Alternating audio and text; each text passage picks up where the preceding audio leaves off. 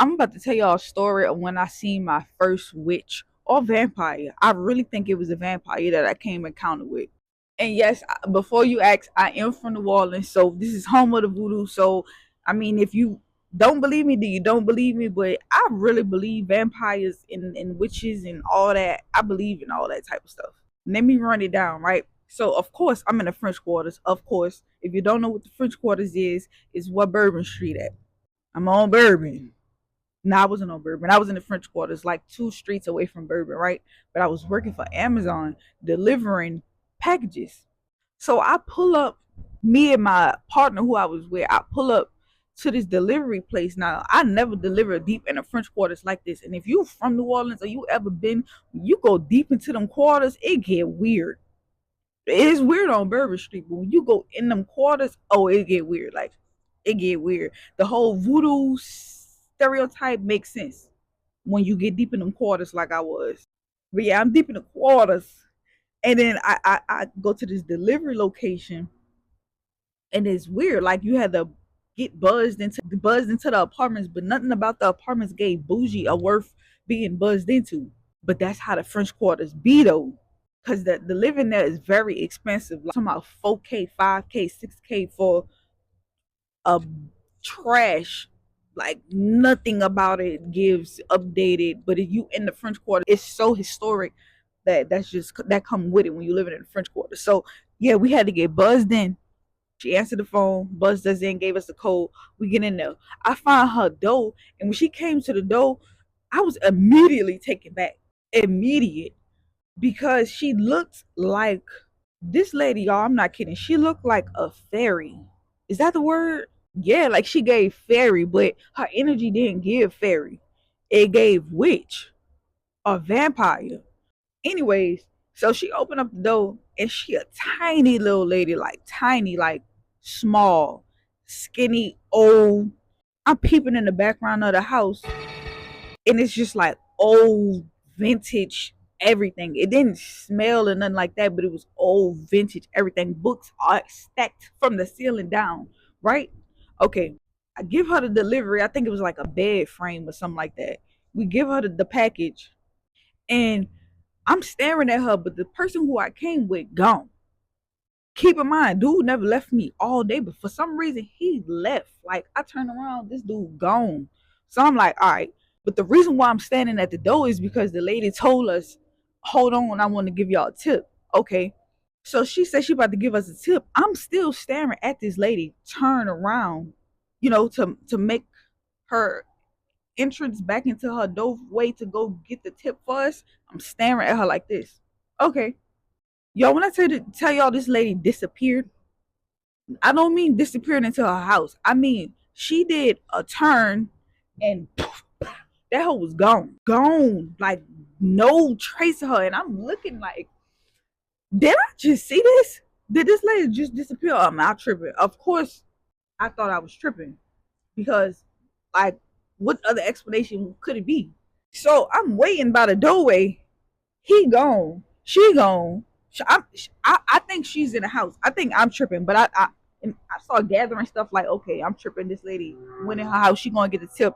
I'm standing by the door frame. Never went into her house. One time, like everything in my body was telling me, do not go into her house. We didn't even put the package, the bed frame into her house. We just slid it in there because the vibes was just off, like weird. Anyways, I'm standing at the door frame. 2 minutes go by. 4 minutes go by. 5 minutes go by. 6 minutes go by. Y'all shit y'all not. I stood at that door frame for 10 minutes. This lady never came back and her door stayed open the whole time. She never came back to close her door. So after 10 minutes, I'm like, baby, the tip. You keep the tip. The tip is coming from the Lord. The Lord is telling me to leave now. So what I did was reached in her door, politely grabbed her door, closed that door, and I got on, bro. I got on. That was my first encounter in New Orleans ever seeing a witch. Hey guys, so I have another story for you. This is an older story. I've shared it before. I'm going to condense it down to one video. This is probably without question the spookiest call I've ever been on in my law enforcement career, and I hope it never gets topped. But anyhow, it was several years ago. I was on the overnight shift. It was like 4 o'clock in the morning. It was around Halloween time, so it's already got that spooky season feel. This elderly gentleman who lived out in the country, he drove to town for whatever reason and went to this 24/7 gas station, asked the clerk if he could use the phone to call 911. The clerk, of course, said yes. He calls 911 and tells dispatch something along the lines of like, my wife's missing or she's been kidnapped or something, yada, yada, yada. And to have the officer meet me at our residence. So I go to the residence, and as I pull up and I get out, I don't see any red flags, if you will. Normally in a situation like this, you would see or hear some commotion. You would have something standing out to you. I'm not getting that. It looks very calm, very quaint. I don't know what I'm really walking into at this point. I have terrible officer awareness. I walk up the driveway and I pass his truck, and he hops out of the truck behind me, and as I turn around, he's got a handgun. And he's extremely agitated and upset and emotional at the fact that his wife is missing or kidnapped or whatever it was. So after a few minutes of coaxing the handgun from him and make it safe, I put it on the hood of his truck. I'm like, okay, talk to me, what's going on? And he says, okay, follow me to the house. So I follow him to the house, and as he gets to the door, he says, and I will never forget this, he says, do you believe in God? And I said, yes, I do. And he says, good. And that means you believe in the devil. And I'm like, what? So he opens the door. He says, forgive me for all the candles. He says, that's the only way we can keep it out or something like that. And there's no candles, but yet he's tiptoeing through the living room like he doesn't want to step over these mysterious candles. There's no candles. So as I'm walking in the living room and all the furniture's gone, it's just an empty room. Like, I don't know if they're moving or they just moved in. It's just completely bare and empty. Although at every window around the home, I see a rifle or a shotgun, and I see spent shell casings and bullet casings. And I'm like, hey, bro, what's up with this? And he said, oh, I've been shooting out at these demons outside all night, trying to keep them out from coming in the house. I'm like, oh, okay, yeah, well, we're not going to have that right now. So he lets me make all of his firearms safe, and talking to him, trying to figure out where his wife may be. And then we're in this cabin-esque home, and there's a loft, and I see above us his elderly wife comes to the edge of the loft, and she's wearing this white, like, robe, you know, like something Ebenezer Scrooge would wear. A little creepy looking, you know, and she's just standing there staring down at us. And I'm like, all right, she seems sensible. I'm going to go upstairs. I'm going to talk to her, because obviously he's the issue and we need to get him some mental health treatment. So I'm like, hey, I found her. And he's like, oh, that's great news. That's great news. You know, he's all excited. He's calmed down now. He's like, she's safe. She's sound. Good to go. So I'm like, we should be in and out in 5 minutes. So as I walk up the steps, I go up there and I talk to her, and I'm like, hey, ma'am, your husband's having some mental health issues. And she's like, I know. And she's like, I don't know what to do with him. I'm like, I get it. You know, boys will be boys, but I'm going to have to take him to the hospital. And I'm like, I'm going to probably need you to help me out and, you know, convince him to go with me. And I think we're on the same page. And all of a sudden she says, am I in trouble? And I'm like, no. Why would you be in trouble? And she's like, well, I'm curious. And I'm like, well, he's not in any trouble either. But why did you say, are you in trouble? Like, there's something not right about how she said it. And she said, well, because I fed it. I'm like, fed what? She's like, I was feeding the devil babies. And I'm like, what? Like, I get it. He's having a mental health issue, but it's very rare, if not impossible, in my opinion, to have two people having both the same mental health issues. And I'm like, run that back again. And she said, I stole babies, and the only way I could keep the devil happy and away from us, because he broke into the home, was to throw them over the loft, because I'm only safe when I'm up here, elevated, and the devil's down there. I throw the babies over the loft or the balcony, and the devil feeds them, or I feed the devil. But the problem is he won't leave me alone now. He's attached to me, and I'm like, okay, you know what? Actually, I'm gonna go back down and talk to your husband. He's the more sensible one. I'm like, I'm never sleeping again. So I go down the steps. I talk to the husband. I'm like, bro, both you and your wife are gonna have to take a trip with me to the hospital. And he is now freaking out. He's trying to run outside. I don't know why. I'm trying to wheel him in. I'm like, dude, I don't want you to go out there. It's pitch black. It's the middle of the night. Like, what is it out there that you need to do? And he's like, I need to get the devil away. I need to get the devil away from my house. I'm like, what are you talking about? And he's like, the devil is throwing the babies into the fire. And I'm like, what? And he said the demons are dancing around the fire, and the devil is in the middle, and he's throwing the babies in the fire, and it's making the fire bigger, and I have to go put out the fire. And I'm like, bro, come back to reality. There is nothing out there. I am looking, and it is pitch black out there. And he's like, oh, you messed up.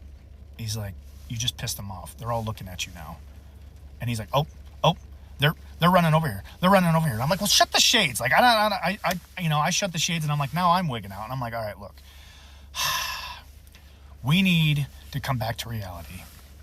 Luckily at that time, another deputy shows up, the ambulance shows up. We both convince them to go to the hospital and get some mental health treatment. They do the same thing at the hospital. The doctor's like, I'm gonna send him away, and hopefully we can get this fixed. They went away for a few days. They came back, and I never dealt with them again. I never had to go to the house again. Sadly, I did hear that the elderly lady later passed on a few years later. But to this day, I've never had a call where both people were suffering from the same delusion. And in my opinion, there was something extra sinister involved there that's beyond what medicine or therapy could solve, if you will. But I want to know your thoughts. Tell me what you think. Thanks, guys. Bye. Man, I'm living proof of don't go dabbling in stuff if you don't know what the hell you playing with. And I got a video to prove that the spiritual realm is real. It's spiritual beings that's really around us. They can move stuff, they can talk, they can manipulate, you know what I'm saying, our reality, and they can get inside you for real. I'm going to show that later on in the video. So this is story time. This was a few years ago. Around this time, I was going through stuff spiritually, mentally, physically, not financially, but, you know what I'm saying, all the other stuff. And I was calling on God, but I just couldn't hear God's voice, you feel what I'm saying? So I started, you know what I'm saying, trying to tap into other stuff to hear something, like, you know what I'm saying, from the spirit realm, or to get some kind of guidance. So I was talking to this African woman, right? And she was saying all this stuff about, you know what I'm saying, our ancestors here to guide us, you know what I'm saying, our ancestors, our spirit guides. You can call on the ancestors, make altars for the ancestors, give them water, give them, you know what I'm saying, candy, give them foods, give them drink, whatever, you know what I'm saying? And they'll help guide you and give you answers to life, you know what I'm saying, and steer you in the right direction. So she told me to try with water first. She told me to get a bowl and put the bowl on the altar or whatever and call on the ancestors and tell them that this altar is for you and this water is for you. And then upon you doing that, you make a request of what you need from them and you do it daily. So I tried it. And y'all, this is one of the worst mistakes I ever made in my life. So I put the altar right next to my bed and I filled the bowl up with water and I said what she told me to say.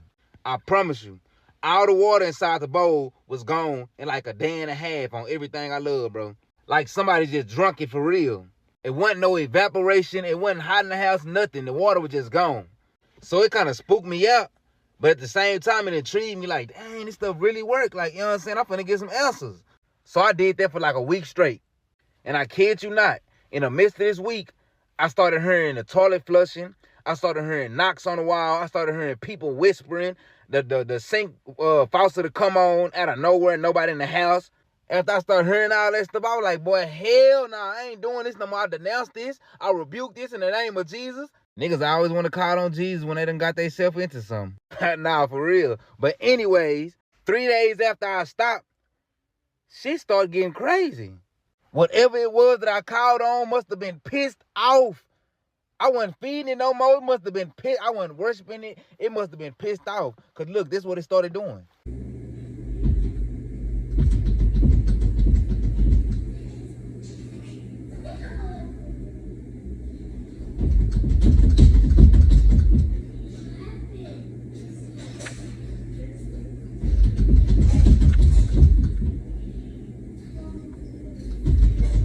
Bro, we checked inside the restroom. It wasn't nobody in the restroom, bro. And I had thought I heard a voice in the beginning of the video. So what I did was I slowed the video down to see if I heard something. And this is what I heard.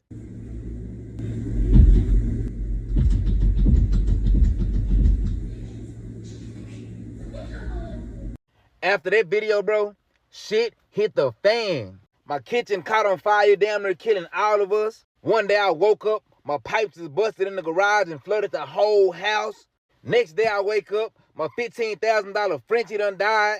Man, there's so much other stuff that happened after that. And I promise you, whatever this spirit entity, whatever it was, it kept on following me wherever I went. But stay tuned for part 2 so you can know how I got rid of it and how I got some protection from God and his angels and Jesus. So this part 2 of how the spiritual realm is real, and I'm living proof that it's dangerous and it's nothing to just be playing with. And if you go around, you're going to go around and find out. It's proof at the end of this video on what this entity did to my house after I stopped giving it offerings. So if you was tuned in to part 1, where we left off was where the spirit was banging on the door, moving the door, and it was talking, trying to get some attention after I stopped giving it an offering, after I started hearing voices and started hearing the toilet flush and all that kind of stuff, right? So after it started banging on the door, it started getting a little bit more crazy.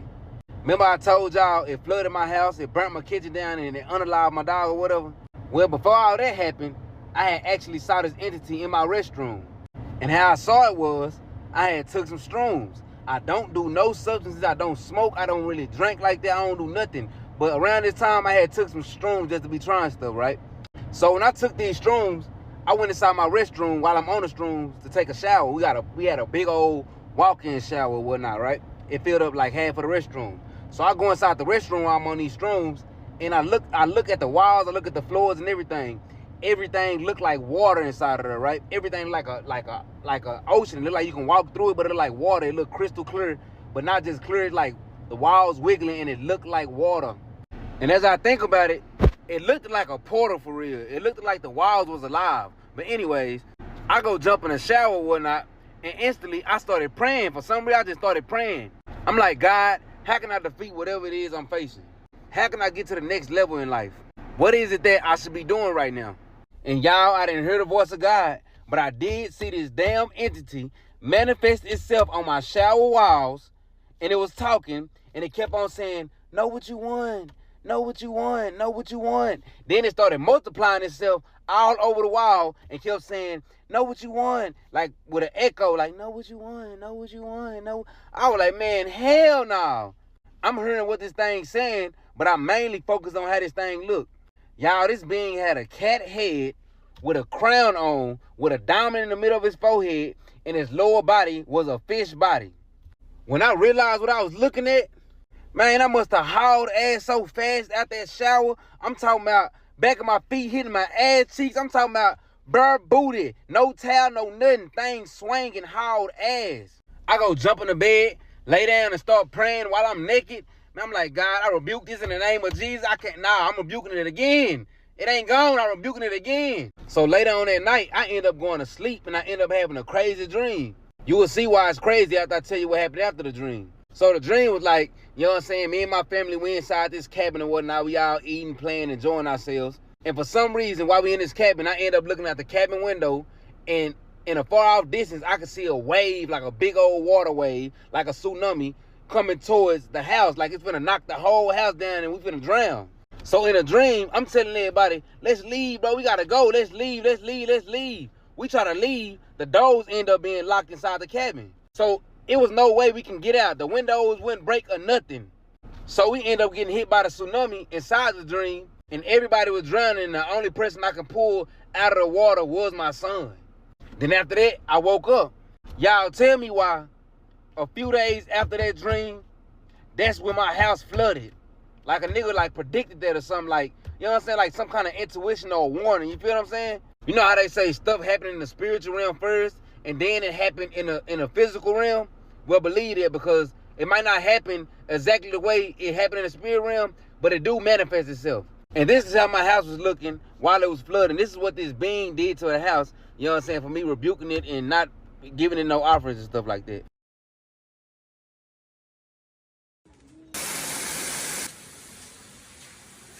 But stay tuned for part 3 on how God, his angels, and Jesus got rid of this spirit for me and gave me some protection.